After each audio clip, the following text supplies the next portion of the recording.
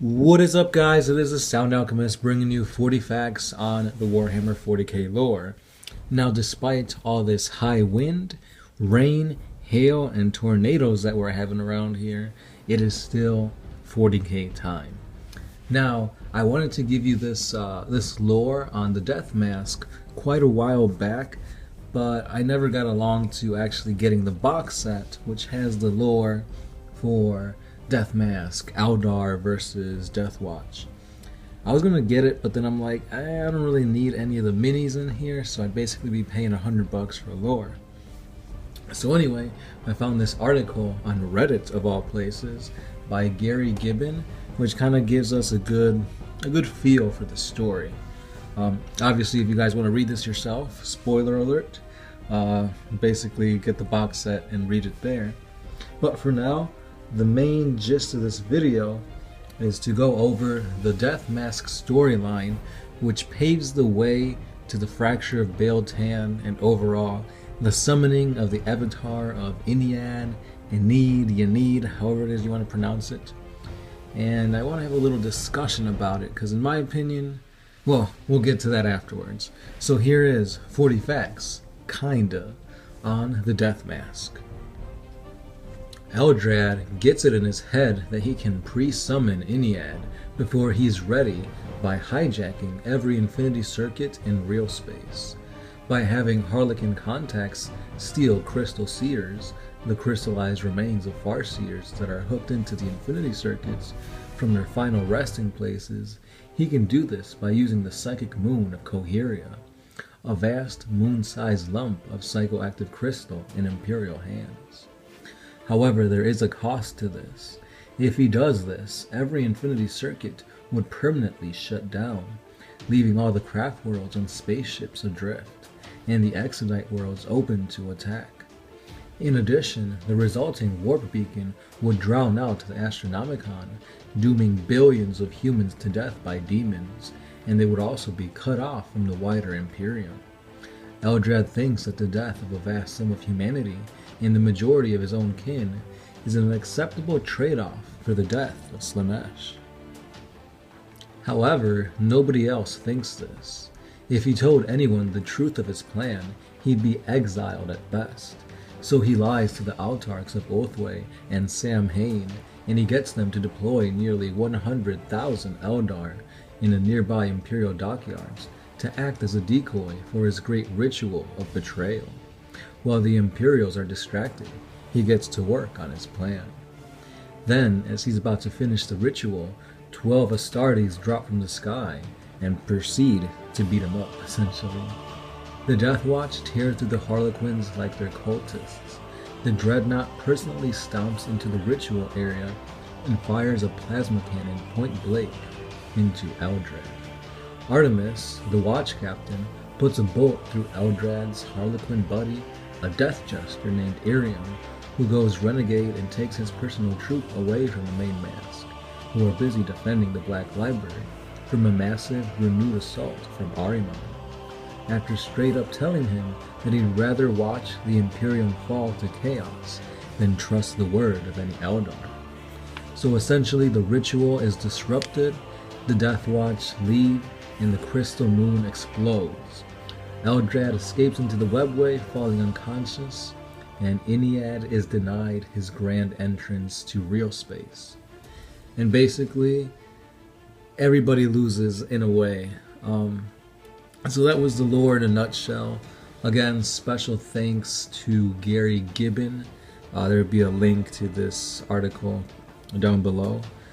Now, what I really want to talk about is I felt like the writers did a horrible job in trying to progress the storyline and make it make sense. It's like Eldrad is supposed to be the smartest guy in the universe. He's like a really awesome psyker, and yet he thinks killing off 90% of his race plus billions more is okay for the basically summoning of Ennead. Now, I don't see how this makes sense at all. Why would you doom your own people for a, I don't know, a resurrection, perhaps. Like, he's not even 100% sure that this is going to work. Yet he's like, this is our only option. We need Iliad to revive so that the Eldrad can revive themselves. I don't know. In my opinion, it makes no sense. What do you guys think? And then another thing to make my point make more sense, Eldrad is supposedly part of the Cabal, which is a group of Xenos who predate human history and all that. And they were smart enough to know that chaos is basically, gonna F up the Imperium. But if the Imperium wins, it's gonna end out worse for humankind. Now, if they had this kind of information, how could Eldrad not know that his plan was gonna get ruined by 12 Marines? Like, yeah, you can see into the future, you could plan, 100 years into the future and make all these schemes and plots and whatnot, but you can't see your own butt getting kicked by some Space Marines. Like, come on. I don't know. And the other thing, though, basically the Space Marines are shown to be these awesome warriors that can cut through the Harlequin troop with ease. Because at the end of the day, those 12 Marines and a Dreadnought, I believe, managed to kill a whole Harlequin troop and Eldrad. In my opinion, Harlequins were supposed to be like these super fast, super agile guys.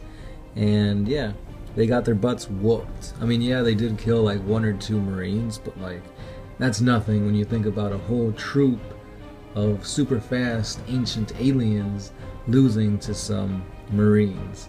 I don't know. Again, it may just be being too critical on the story, but what do you guys think? Do you think that the Space Marines should have had a tougher time against Eldrad? Now, I know they had plot armor and whatnot, but I don't know. Now on to the positives. So one of the things I did like about the Death Masque was the events leading up to it. So basically, GW likes to put out these little pictures with a few words that, are supposed to pique your interest and get you hyped for the event. Now, they did it in a 5-part thingy, which is the images you were seeing before. In my opinion, I thought that was really cool. It adds narrative to it, and it really got me excited. But then they give you the storyline, and you're like, oh, come on. It's like, it's getting you there, it's getting you there, it's getting you there, and then they stop. Like, come on, I want a climax, guys. But anyways, the other thing that I really liked was the value of the box itself. Now, it comes with Harlequins, Eldrad, and then some Space Marines. So if you collect Harlequins, it's really amazing. You got a good Psyker in there, and you can sell the Space Marines.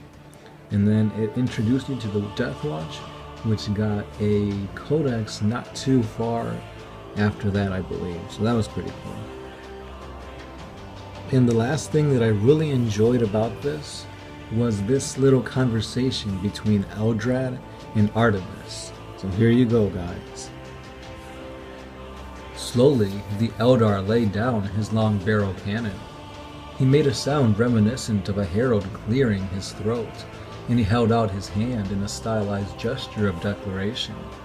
"If you slay me, Sir Knight," he said with high Gothic perfectly enunciated, "the fates shall align to bless our mutual foes." "Trust not the Eldar," said Artemis, his words thick with hatred. "We are the sons of death, you and I," said the Eldar. "We bring oblivion in order to deny chaos. We cannot afford to thwart one another when the greater enemy stands on the cusp of victory." I mean, in a way, Eldrad is right. Basically, they have no need to be fighting against each other when chaos is the main threat to the galaxy, or so it seems. So let me know what you guys think about this. Was Eldrad right in trying to do his plan? Or what did you guys think about the Space Marines coming in and messing up his plans? And let me know what you guys think. This is all I have for you guys. Let me know if you want us to go over basically the fracture of Baal Tan, kind of like we did with the Fall of Cadia. And also, don't forget, we do have a Patreon page where we do giveaways and more 40k videos for you guys for only $1 a month. That's all I've got for you guys. Keep liking, keep subscribing, and keep commenting. As always, I am the Sound Alchemist, part of One Mind Syndicate, and I am signing out.